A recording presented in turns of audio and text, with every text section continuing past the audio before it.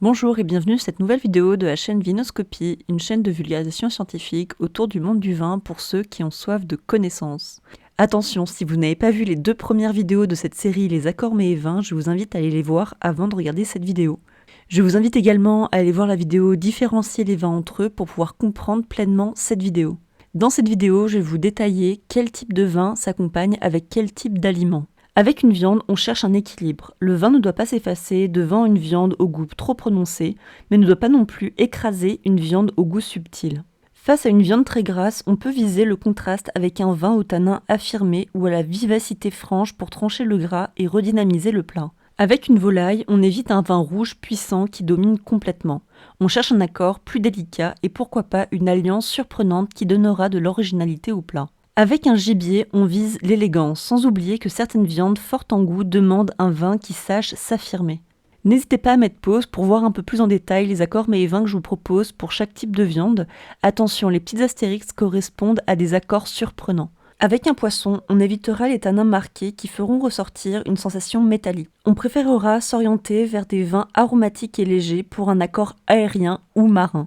Les plats végétariens sont souvent un casse-tête pour les sommeliers car les légumes n'ont pas une texture aussi robuste ni un goût aussi défini que la viande ou le poisson. Pourtant, de magnifiques accords sont possibles avec des vins fins ou aromatiques. Les champignons adorent les vieux vins qui dégagent des arômes très semblables.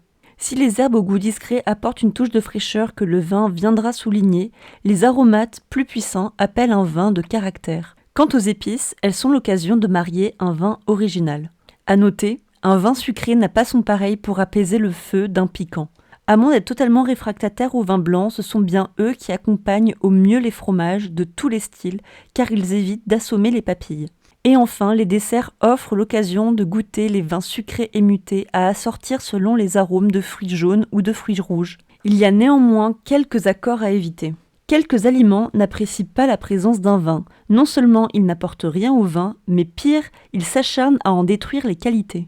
Comme par exemple la vinaigrette qui transforme le vin en mort-vivant, l'assiette de crudité lui fait tourner de l'œil, la gousse d'ail est une étrangleuse du vin, l'artichaut, l'endive, les poireaux et les épinards sont des serial killers et le pamplemousse est un kamikaze. Vous risquez également d'être déçu si vous tentez un vin rouge tannique avec des poissons ou des crudités.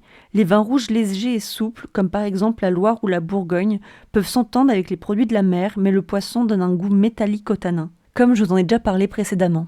Et enfin, ce qu'il faut éviter, c'est le vin blanc sec avec un dessert sucré.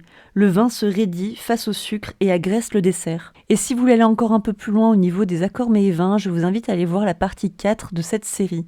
Ou sinon, je vous invite à aller voir les vidéos telles que le stockage des bouteilles quand, pourquoi et comment sélectionner son vin, différencier les vins entre eux, le vin rouge est-il vraiment meilleur avec le fromage, bon même si on a déjà vu une partie de la réponse dans cette vidéo, ou sinon la vidéo comment choisir le vin au restaurant. Pour me soutenir, je vous invite à vous abonner et pourquoi pas venir me rejoindre sur Instagram.